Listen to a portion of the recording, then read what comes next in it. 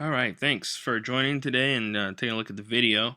Um, I'm Jaquay Howes. I'm a certified project manager with my PMP, Project Management Professional. I've been doing project management for about 4 years steady, and unofficially doing project management for about close to 10 years. So, involved in business and Fortune 500 companies, doing services and providing project management consulting. So, I'm really glad you took this opportunity to find out more about the PMI Institute and the PMP credential that they offer. It's a worldwide known certification, and it benefited me greatly. So I just want to talk about it and help you through the process of going from the application to being certified. So I just wanted to bring you to the wiki site for the Project Management Institute. Just discuss a little bit about it, and then we'll move on to the actual website and give you a more formal introduction. So, the Project Management Institute is a non-for-profit organization for the project management occupation. The Project Management Institute really offers a wide range of certifications, not just for project managers, but for program managers, for risk analysts, things like that. As you can see here, PMI Risk Management Professional, Program Manager, the Project Management Professional, which is a certification I'll be focusing on, and the one that I have. And then there's kind of the junior level Project Manager certification, which is called the Certified Associate in Project Management. And I won't be really going too far into that one, but it's essentially a junior level and a lot easier to obtain if you don't have the appropriate requirements or credentials for the PMP. The certification was launched in 1984, or actually, PMI was launched in 1984, excuse me, and now about 370,000 people around the world hold the PMP certification. Again, it's globally recognized along with the Prince 2 certification. I believe it's Prince 2 certification, and that is more recognized in Europe and overseas. But the project management professional certification really is heavily recognized in the United States. I've seen people in Japan have that certification, in India have that certification, Brazil, and you can really just do a little bit of research and find out where it's really predominant and and over the web. So that's not a problem. The standards, PMI standards, are targeted at projects, programs, people, organizations, and the profession. You can just kind of look through here. I won't spend too much time, but and this really gives a good background on the PMI Institute. So, moving on to the PMI.org, which is PMI's website. I'll pull this up here. And basically, this gives you a full background on PMI. Covers if you log in here, you can log into where it says My PMI, and it has some things for you about you, if you're certified or not, where you are in the application process, things like that. And then it talks about the membership. Click on overview. Join or renew today.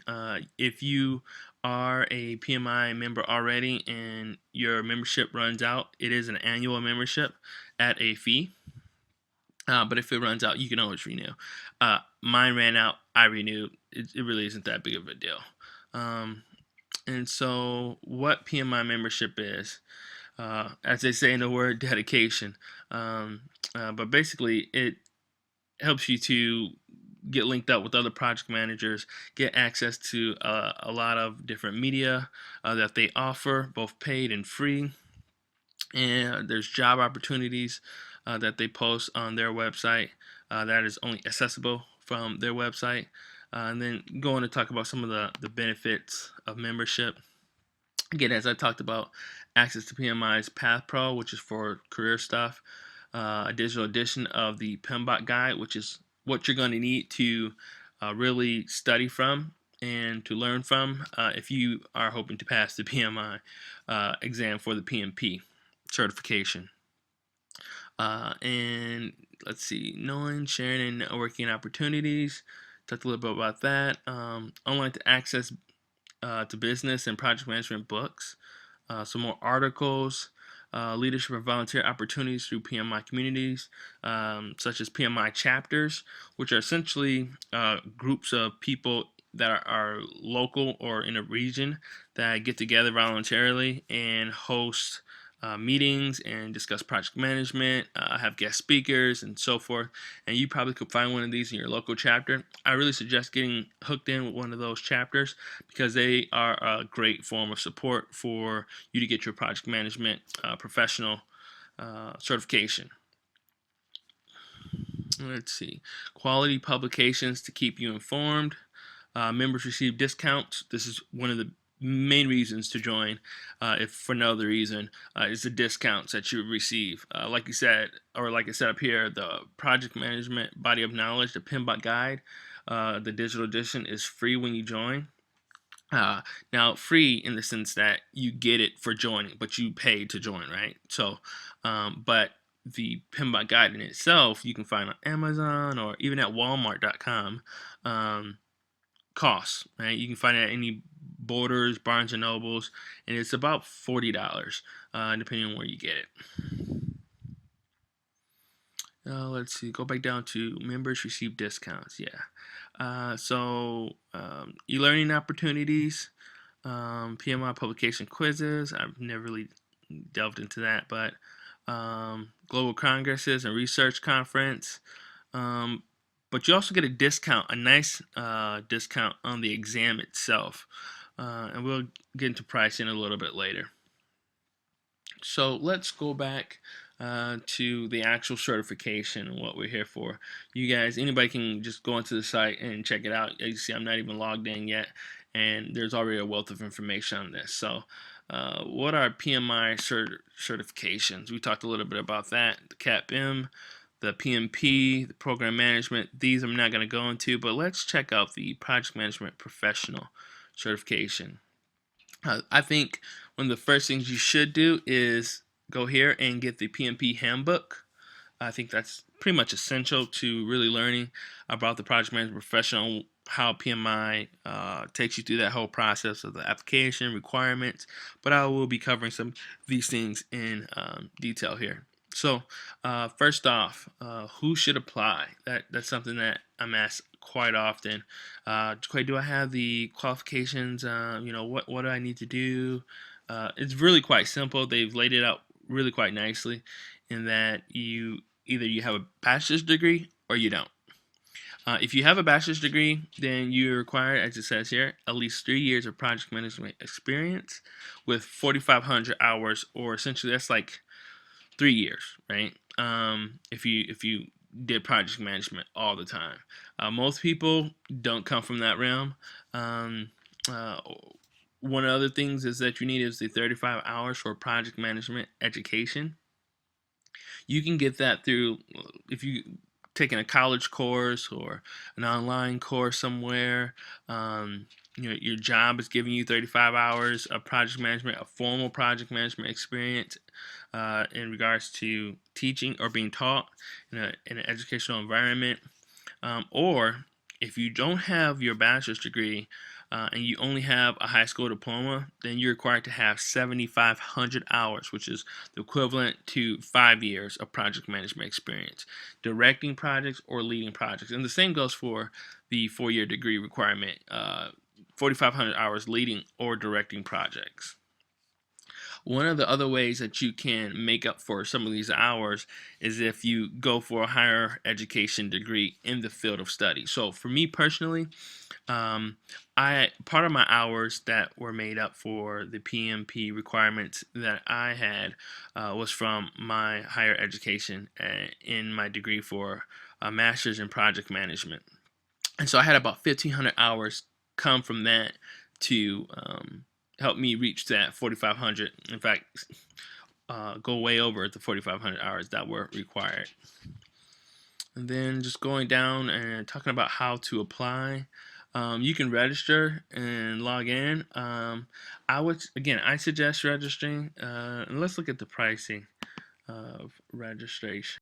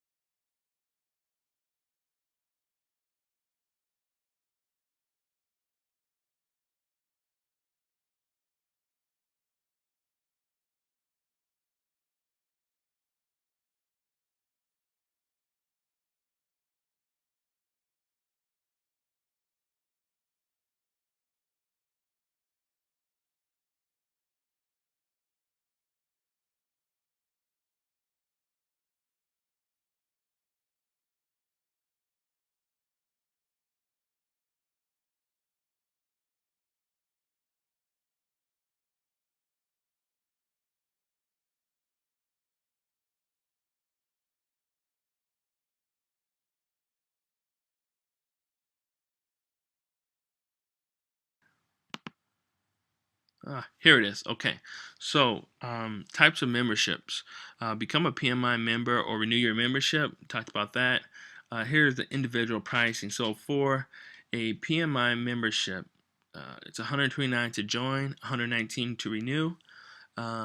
Now, again, if you're a student, it's much cheaper. So, if you're already a student somewhere for a university or something like that, then it's going to be, again, much cheaper. Only $40 to renew.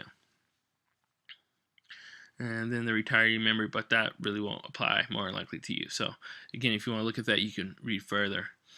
And then there's the chapter memberships that I talked to you about, and they vary. So again, if you want to find out more about that, just come right here and check it out.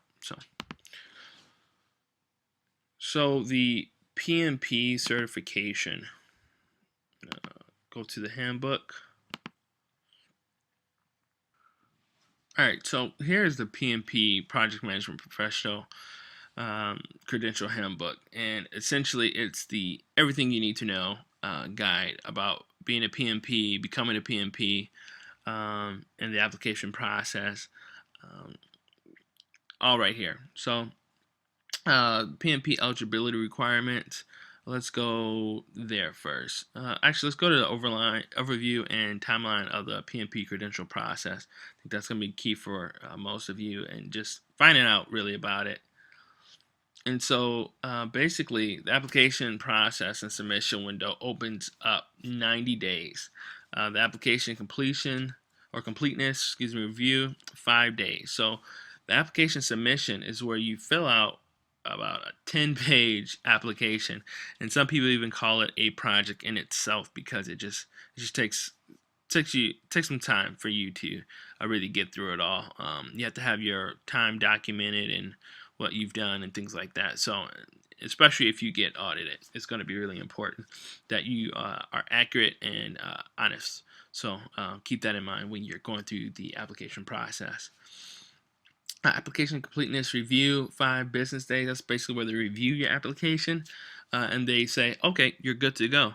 And they'll submit that to you via email. The applicant payment process. So at this point, you haven't been audited. You don't even know if you're going to be audited yet. But you go ahead and you pay the exam fee. Okay. This exam fee essentially states you're good to go. And then they'll review that process. So they'll say, yes, you're going to get audited, or no, you're approved to just go ahead and take the exam. All right. So basically, you can take the exam, or you need to go through the audit process, which is about 5 business days. For me personally, it didn't take that long to get to that part. The application submission window, it took me maybe 3 weeks to get through all that, and then the application completeness review was 5 business days. That was about 4 actually for me. And then the application payment process took a little longer, just because I just took my time, but about a week.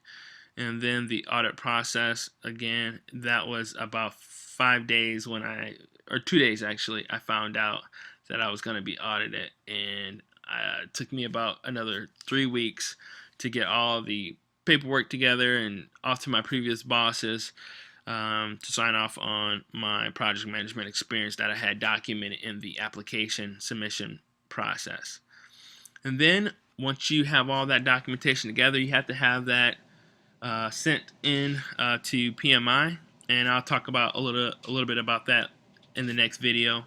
But the multiple choice exam, you become eligible for that once they approve the audit process package that you send in to them. You have 1 year from the date of that approval to take the exam. If you fail to take the exam within that 1 year, you basically have to go through the whole process again. The certification cycle is 3 years. So every 3 years, you have to earn enough PDUs toward the credential, which essentially are hours toward project management, continuous learning, or giving back to the community of project managers. So you can teach, you can practice project management as in a job, You can hold seminars. You can write white papers, and all those things are worth different PDU points, if you will. And if you don't get enough PDUs, then you have to go through the whole certification process again, and you have to take the exam all over again. And you really don't want to do that. It's just best to go ahead and earn those PDUs. You can take, again, college courses, just as long as you essentially give back or continuously learn, and you document that. And then the PMP eligibility requirements, we've already pretty much discussed that, talked about that. And then it just really goes through some other things. The PMP exam is actually 200 questions. 175 of those questions are actual questions you're going to be scored on. And then the other 25 to make up the whole 200, you're not scored on. And you have 4 hours to take this exam. So basically, having talked about all that, I'm going to cut this video short here. And in the next video, the next segment, we're going to talk about, now that you're ready to apply, we're going to discuss the tools to make the process a bit easier for the application, what happens if you get audited, and once you do get approved, then what?